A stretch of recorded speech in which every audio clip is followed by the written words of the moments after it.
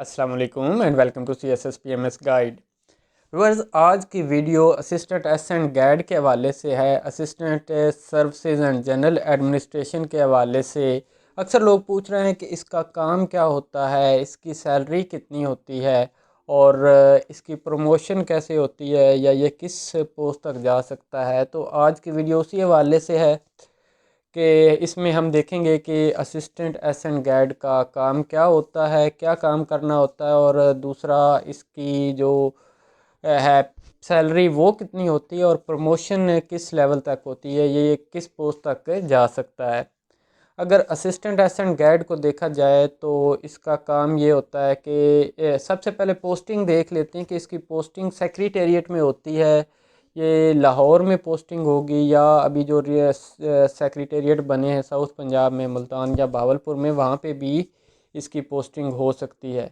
तो जो साउथ पंजाब के कैंडिडेट्स हैं उनके लिए ये है कि उनकी पोस्टिंग वहाँ पे ज़्यादातर चांसेस होते हैं हो जाती है, या ज़रूरी नहीं है कि साउथ पंजाब के कैंडिडेट्स की वहाँ पे हो सकता है कोई सेंट्रल पंजाब के कैंडिडेट्स की पोस्टिंग भी वहाँ पे हो जाए जो सेक्रेटेरिएट बने हैं हम मुल्तान में या भावलपुर में। तो इसका काम होता है, ये मुख्तलिफ जो डिपार्टमेंट्स हैं एसेंट गाइड के अंडर आते हैं, जिस तरह एजुकेशन है, हेल्थ डिपार्टमेंट है, लोकल गवर्नमेंट है या मुख्तलिफ डिपार्टमेंट्स हैं, वहाँ पे ये सेक्शन ऑफिसर को असिस्ट कर रहा होता है। जितने भी काम होते हैं एक सेक्शन ऑफिसर के अंडर, जो फाइल मैनेजमेंट है, जो इसका रिकॉर्ड मैनेजमेंट है, वो सारी असिस्टेंट देख रहा होता है। और ये उसकी ड्यूटीज़ में शामिल होता है कि जितनी भी फाइल्स हैं उनको मैनेज करना, उनको प्रॉपर उनका रिकॉर्ड मैनेज करना, और जिस तरह फाइल्स को मैनेज करके या जो लेटर्स इशू होते हैं वो उनकी टाइपिंग से लेकर आगे जो सेक्शन ऑफिसर की असिस्टेंट तक ये सारे काम इसके अंडर होते हैं। ये सॉरी असिस्टेंट एसेंट गाइड के ज़िम्मे होते हैं। और कुछ केसेस में जब सेक्शन ऑफिसर अवेलेबल ना हो तो अगर कोई रिकॉर्ड ऊपर देना हो या कोई भी काम जो देना हो तो वो SO की जगह पे वो काम या उसको रिप्रेजेंट कर रहा होता है असिस्टेंट एसेंट गाइड। और सम केसेस ऐसे भी हैं जहाँ पे सेक्शन ऑफिसर की पोस्ट वैकेंट होती है, तो वहाँ पे अक्सर जो हैं असिस्टेंट एसेंट गाइड उनको सेक्शन ऑफिसर का चार्ज भी दे दिया जाता है। तो इस हवाले से ये एक अच्छी पोस्ट है एसेंट गाइड, जो असिस्टेंट एसेंट गाइड है, सेक्रेटेरिएट में पोस्टिंग होती है और जॉब डिस्क्रिप्शन के हवाले से बड़ी अच्छी पोस्ट है। बाकी वर्कलोड डिपेंड करता है डिपार्टमेंट टू डिपार्टमेंट। कुछ डिपार्टमेंट ऐसे हैं जहाँ पे अगर पोस्टिंग होती है तो वहाँ पे वर्कलोड ज़्यादा होता है, जिस तरह एजुकेशन डिपार्टमेंट है, हेल्थ डिपार्टमेंट है, यहाँ पे काफ़ी ज़्यादा काम होता है। और अक्सर डिपार्टमेंट्स ऐसे हैं जहाँ पे काम का इतना लोड नहीं होता, वर्कलोड कम होता। तो ये डिपेंड करता है कि आप किस डिपार्टमेंट में पोस्टेड हैं, कहाँ पे पोस्टिंग हुई है, तो वो वर्कलोड को मुतय्यन करता है कि आपका वर्कलोड क्या होगा। तो ये कुछ बेसिक उसकी जॉब के हवाले से थी। और अब इसकी आ जाते हैं सैलरी पे पैकेज। जो न्यूली अपॉइंटेड होगा assistant ascent guide, permanent post होगी और इसकी सैलरी बिटवीन 65 to 70 थाउजेंड्स होगी। इसके राउंड अबाउट इसकी सैलरी होगी इनिशियल जो स्टार्टिंग पे है। और इसकी प्रमोशन के हवाले से देखा जाए तो जो असिस्टेंट एसेंट गाइड है ये 5 साल की सर्विस के बाद एलिजिबल होता है प्रमोशन के लिए। जो इसकी नेक्स्ट प्रमोशन होती है वो सुपरिटेंडेंट की पोस्ट पे होती है। एलिजिबिलिटी 5 साल के बाद हो जाती है और एक ट्रेनिंग होती है, वो ट्रेनिंग करनी होती है, उसके बाद एलिजिबल होता है। लेकिन नॉर्मली 7 to 8 ईयर्स लगते हैं सुपरिटेंडेंट की पोस्ट तक प्रमोट होने में। जो कुछ ऑफिशियल प्रोसीजर्स हैं और कुछ ऑफिशियल डिले हो जाते हैं उस वजह से। और इसके बाद अगर देखा जाए जो सुपरिटेंडेंट है, सुपरिटेंडेंट की नेक्स्ट 6 to 7 ईयर्स में सेक्शन बतौर सेक्शन ऑफिसर प्रमोशन हो जाती है, PMS में इनकी इंडक्शन हो जाती है। तो नॉर्मली 15 to 16 ईयर सर्विस के बाद PMS में इंडक्शन हो जाती है जो असिस्टेंट एसेंट गाइड है उसकी।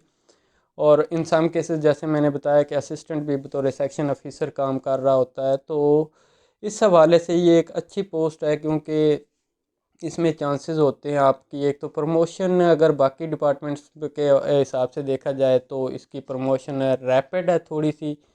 बाकी अक्सर डिपार्टमेंट्स में प्रमोशन इतनी तेज़ नहीं है जितनी कि इधर हो जाती है। आप 7 to 8 ईयर्स में 17 स्केल में चले जाते हैं, जहाँ पे मज़ीद बढ़ अच्छी हो जाती है। और इसके साथ साथ आपके पास चांस होता है कि आप आगे प्रमोट होके एज सेक्शन ऑफिसर भी बन सकते हैं।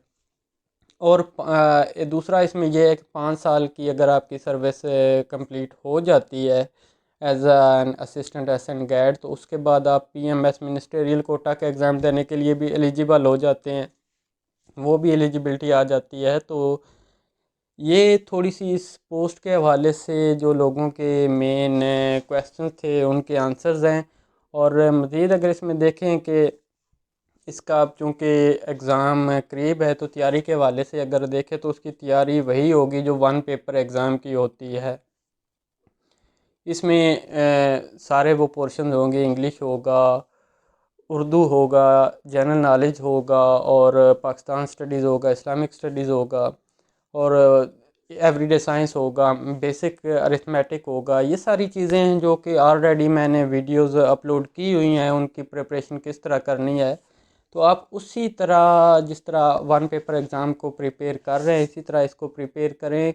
इसमें कंप्यूटर के क्वेश्चन भी होंगे, बेसिक अरिथमेटिक भी होगी, और जनरल नॉलेज। करंट अफेयर्स को थोड़ा सा फोकस कर लें, क्योंकि आजकल जो पीपीएससी काफ़ी ज़्यादा करंट अफेयर्स पे आ गया है, काफ़ी ज़्यादा क्वेश्चन होते हैं, 15-16 क्वेश्चन वो दे देता है करंट अफेयर्स के अपने पेपर्स में। और थोड़ा सा जो पास्ट पेपर्स को लेके तैयारी कर रहे हैं तो उनके लिए यही है कि वो पास्ट पेपर्स को इस तरह प्रिपेयर करें कि अब वो स्टेटमेंट तो वहाँ से उठा लेता है या क्वेश्चन वहाँ से पिक कर रहा है, लेकिन थोड़ा सा उसको वो ट्विस्ट कर देता है, या तो ऑप्शन चेंज कर देता है, या ऑप्शन में जो असल ऑप्शन है उसको नन ऑफ दीज में लेके जाता है।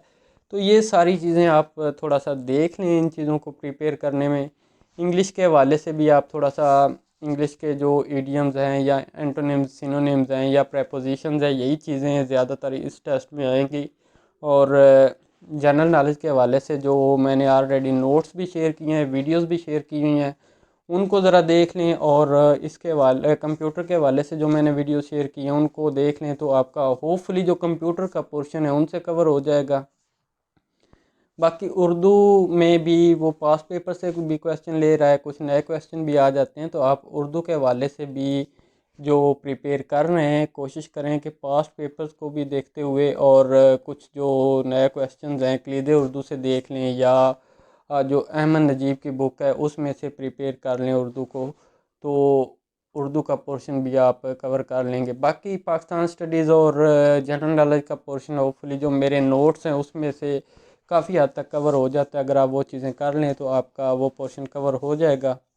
इस्लामिक स्टडीज़ के हवाले से भी आप देख लें। बाकी जिस तरह आप पहले प्रिपरेशन कर रहे हैं तो उसी तरह इस्लामिक स्टडीज़ को भी लेके चलें।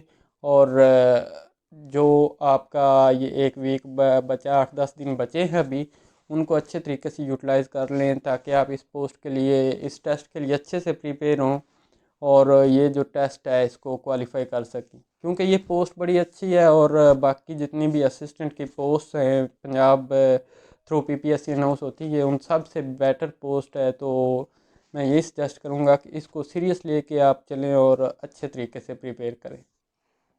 तो ये थे कुछ क्वेश्चंस और इसकी प्रेपरेशन के हवाले से। होपफुली आपको ये वीडियो पसंद आएगी। मिलते हैं नई वीडियो के साथ, तब तक के लिए अल्लाह हाफिज़ and thank you for watching the video.